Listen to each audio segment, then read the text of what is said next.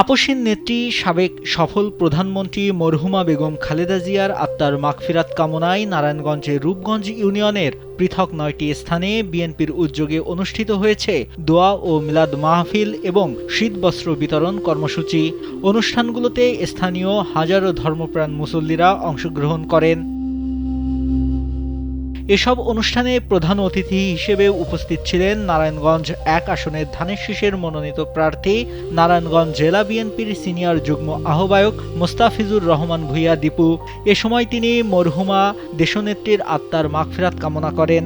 দীপু ভূঁইয়া বলেন, বিএনপি সবসময় সাধারণ মানুষের পাশে ছিল এবং আগামীতেও এমন মানবিক ও সামাজিক কার্যক্রম অব্যাহত থাকবে।